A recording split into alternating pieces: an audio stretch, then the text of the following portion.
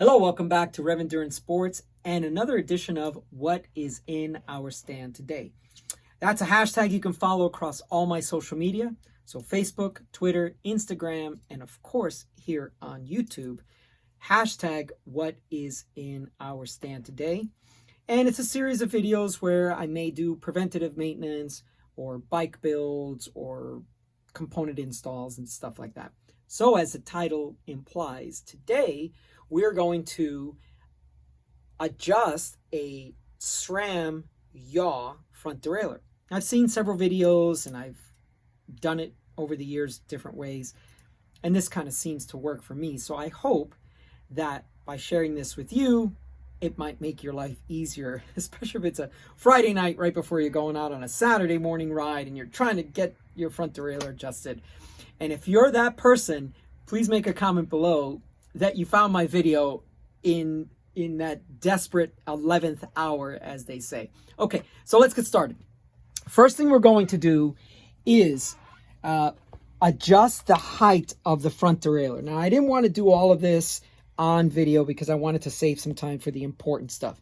So this being your front derailleur mount, braze-on type, you want to get about 1 to 3 millimeters of space between the bottom of the cage and the top of the chainring. Okay, so make sure you get that first. The next thing is, because it's a yaw front derailleur, it does need to be on a cant. The back end needs to be out a little bit. Now, when we put it into the big chainring, I want to show you what you're going to align. But let me show you now before that happens. I'm running the tip of this Allen right over this line here so you can see it, and there's one in the back. So what we want to do is, once we get this into the big chainring, those need to be aligned. Okay, so the first thing we do is we shift our front derailleur, or I should say the left-hand shifter, to the big chainring combination. Then we take our inner limit screw and we screw it down until we get it to where the big chainring will start to catch. So here we go. All right, so now it's there. And the other thing you want to do is, with your high limit screw, you want to screw that all the way in and then back it off about 1/8 to 1/4 of a turn. You can adjust that later. So that's just so you're telling the front derailleur how far it can come this way, and mechanically you've put it in the big chainring. Now, if you recall, I mentioned these little tick marks. So what you want to do is, see this little tick mark here? You want it to be over the top of the chainring, and then back here you can see that as well. This little tick mark should be right above the chainring teeth. Okay, so you have it in the front and the back. That's aligned, all good. Now what you'll do is you will anchor your cable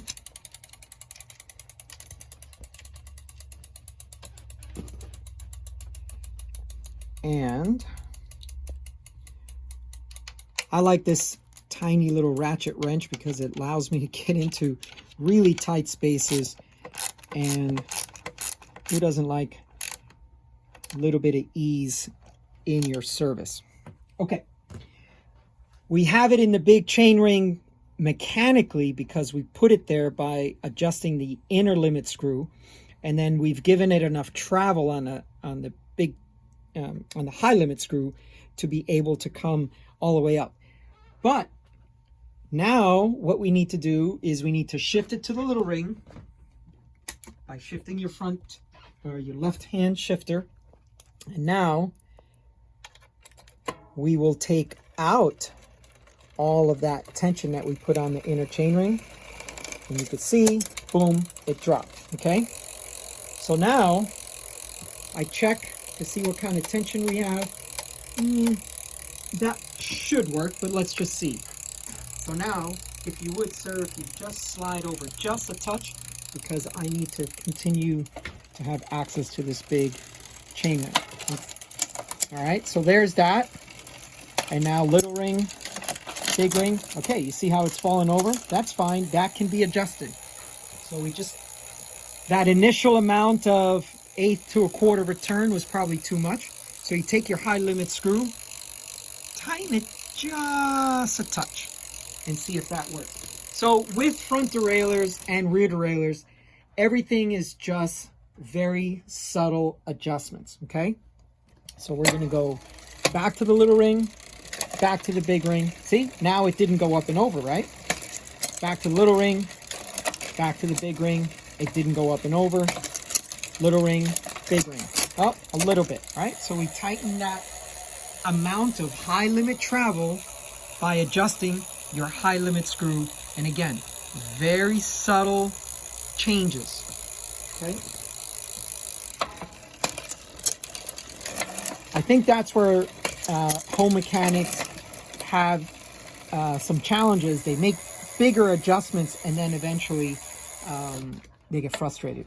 So we have it traveling to the big chain ring. So now we're going to take it to the little ring and we're going to check in our largest cog, because we're climbing now, and we've got it in the smallest chain ring.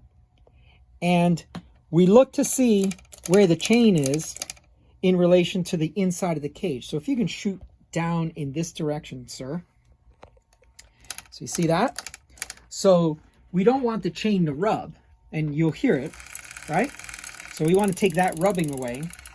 So again, inner limit screw, loosen it up a little bit, still rubbing a little bit, and now it's quiet. And we've got a little bit of room there. Now this is a judgment call for me, depending on the rider, how strong they are, how much stress they're going to put on their wheels and their frame. I may put that really, really close for a very powerful rider, or I may give it a lot more room for a rider that isn't as powerful. Okay, so now the inner limit is not rubbing anymore, right? So now we shift through the gears again, and we see if we've lost any of the efficiency to get it into the big ring. And it seems like it still wants to go over just a touch, so we'll take that off just a little bit. Remember, minor adjustments every time.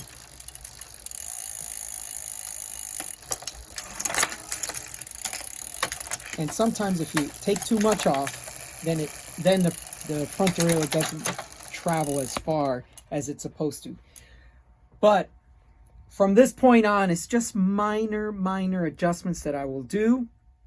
And you also have this front derailleur barrel adjuster here, inline adjuster. So I will probably use just a little bit of this to get it to shift perfectly. But as you can tell, we've got it shifting in both directions. We've got the rub out of it in the little big combination. We've got the big combination for top end speed without it sort of rubbing maybe just a little bit. So I think that's where we just give it a little bit of cable tension and that rubbing will go away. Yep, it's already quieter there. So it's just going to take some subtle little touches and that will be ready for the customer. This is a complete overhaul, new cables, new housing, new chain, new cassette, new brake pads, because this rider has been profiled in a previous video. She is doing Race Across America with another lady named Lori. So this is Barbara, and then Lori's bike was done Monday. Today's Wednesday. And they both needed all new stuff because, well, you just can't have any mechanicals out there. Okay, thanks so much for tuning in. I appreciate your time and your attention. Please like and subscribe. And in the meantime, we'll see you up the road.